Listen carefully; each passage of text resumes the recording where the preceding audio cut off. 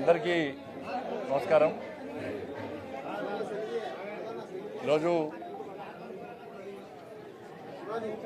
కొత్తకొండ వీరభద్రస్వామి యొక్క బ్రహ్మోత్సవాల సందర్భంగా ప్రతి సంవత్సరము స్వామివారి దర్శనం రావడం జరుగుతున్నది. ఈసారి కూడా బ్రహ్మోత్సవాల సందర్భంగా స్వామివారి దర్శనం కోసం రావడం జరిగింది. కోరిన కోరికలు తీర్చే దేవాదుడు ఆ వీరభద్ర స్వామి వారు. కోరమిసాల కొలువైన దేవుడు ఇవాళ వీరభద్ర స్వామి వారు. కాబట్టి ఏ కష్టాలున్నా ఏ ఇబ్బందులున్నా ఆ స్వామివారిని ఆ తల్లిని వేడుకుంటే కోరిన కోరికలు తీర్చాయన్న విశ్వాసం నమ్మకం భక్తుల్లో పడుతుంది. వాస్తవం కూడా చాలా విషయాలు కూడా అవి నిరూపితమైనవి. దాంతోపాటు కూర మీసాలవాడు కాబట్టి సమాజానికి ద్రోహం చేసేవాళ్ళు కానీ దేశానికి ద్రోహం చేసేవాళ్ళు కానీ ఇతరుల నాశనం కోరుకునే వాళ్ళు కానీ వాళ్ళందరినీ సంహరించి తన గుణపాఠం చెప్పేటువంటి వ్యక్తి దేవుడు ఆ వీరభద్ర స్వామి.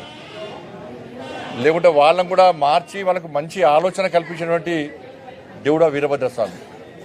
అందుకే వీరభద్ర స్వామి వారి దేవాలయానికి వచ్చినప్పుడు ఒక మంచి మనసుతో నిండు మనసుతో అందరి క్షేమం కోరి అందరు సుఖశాంతులతో ఉండాలని చెప్పి కోరుకున్నప్పుడే ఆ తండ్రి మనకు ఆశీర్వాదం ఇస్తాడన్న విశ్వాసం నమ్మకం భక్తుల పాటు ఉంది. కాబట్టి వాళ్ళ ఈ జిల్లా సుభిక్షంగా ఉండాలి, తెలంగాణ రాష్ట్రం సుభిక్షంగా ఉండాలి, దేశం సుభిక్షంగా ఉండాలి.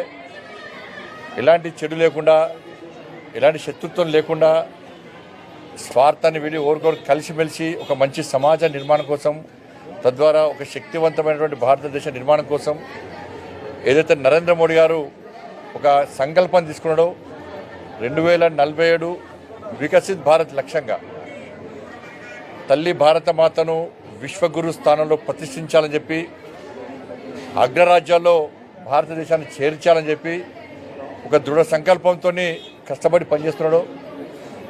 నరేంద్ర మోడీ గారికి శక్తిని సామర్థ్యాన్ని అందించాలని చెప్పి వారి ఆలోచన విషయంలో దేశ ప్రజలంతా ప్రతి భారతీయుడు వారికి అండగా ఉండి ఆ సంకల్పాన్ని కూడా తీసుకొని ఒక అభివృద్ధి చెందిన భారత్గా ఒక శక్తివంతమైన భారత్గా నెలకొల్పే విషయంలో అందరూ జాగృతమై అందరూ సహకరించాలని చెప్పి ఆ ఆశీర్వాదాన్ని ఆ స్వామి అందించాలని చెప్పి మనస్ఫూర్తిగా కోరుకుంటూ అందరు కూడా ఇవాళ కేవలము ఈ ప్రాంతానికి సంబంధించిన దేవుడే కాదు, దేవాలయం కాదు. కొత్తకొండ దేవాలయం అంటే తెలంగాణ ఆంధ్రతో పాటు మహారాష్ట్రతో పాటు ఇతర రాష్ట్రాల నుంచి కూడా ఈ బ్రహ్మోత్సవాల సందర్భంగా ఈ ఉత్సవాల సందర్భంగా వచ్చి స్వామివారిని దర్శించుకోవడం జరుగుతూ ఉన్నది. చాలామంది ఎదురుస్తూ ఉంటారు, ఎప్పుడు బ్రహ్మోత్సవాలు వస్తాయి, ఎప్పుడు వార్షికోత్సవాలు వస్తాయి, ఎప్పుడు ఉత్సవాలు జరుగుతాయి. స్వామివారు ఆ సమయంలో కొలువై ఉంటాడు. ఇక్కడ స్వామివారిని దర్శించుకోవాలని ఒక సెంటిమెంట్ ప్రజల లోపల ఉంది. కాబట్టి వేలాది మంది భక్తులు వచ్చి స్వామివారిని దర్శించుకునే ప్రయత్నం చేస్తున్నారు. కాబట్టి నేను కూడా పార్లమెంట్ సభ్యునిగా గతంలో కూడా సహకరించే ప్రయత్నం చేసినా, మొన్న కూడా చిన్న చిన్న సమస్యలు ఉంటే కూడా ఏర్పాట్ల విషయంలో నా వంతు సహకరించే ప్రయత్నం చేసిన. భవిష్యత్తులో కూడా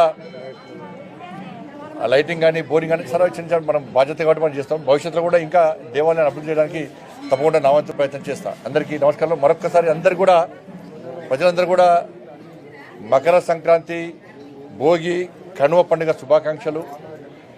ప్రకృతితో ముడి ఉన్నటువంటి పండుగ సంక్రాంతి. ఇది పంటల పండుగనే కాదు, ఈ సనాతన ధర్మము మన సంస్కృతి సంప్రదాయాలతో ఇడుముడి సంబంధాలైనటువంటి పండుగ. కాబట్టి ముఖ్యంగా తెలుగు రాష్ట్రాల్లో ఈ పండుగను చాలా ఘనంగా జరుపుకుంటూ ఉంటాం. ఇవాళ ముగ్గుల పోటీలు కూడా నిర్వహిస్తూ ఉంటాం. ఇప్పుడు కొత్తగా ఈసారి సకినాల పోటీలు కూడా నిర్వహిస్తున్నారు. ఏంటంటే మన సంస్కృతిని వీడి పాశ్చాత్య సంస్కృతి అలవాటు పడుతున్న సందర్భంలో మన సంస్కృతిని గుర్తించాలన్న ఆలోచనతో పండుగను పండుగలాగానే జరుపుకోవాలి. దాని యొక్క విశిష్టత, దాని యొక్క చరిత్ర తెలుసుకొని దానికి అనుగుణంగా నిర్వహించుకోవాలని చెప్పి ఆలోచనతో చాలామంది కూడా ముగ్గుల పోటీలు నిర్వహించే ప్రయత్నం చేస్తున్నారు. ముగ్గుల పోటీలు నిర్వహించే వారికి అందరూ కూడా అభినందనలు, పాల్గొన్న వారికి కూడా అభినందనలు, గెలిచిన వారికి అందరూ కూడా శుభాకాంక్షలు. మీడియా మిత్రులందరూ కూడా మీరు మీ కుటుంబాలు కూడా, ఎందుకంటే స్వామివారి కన్ను సన్నల్లో మీరు మీ వృత్తి నిర్వహిస్తున్నారు.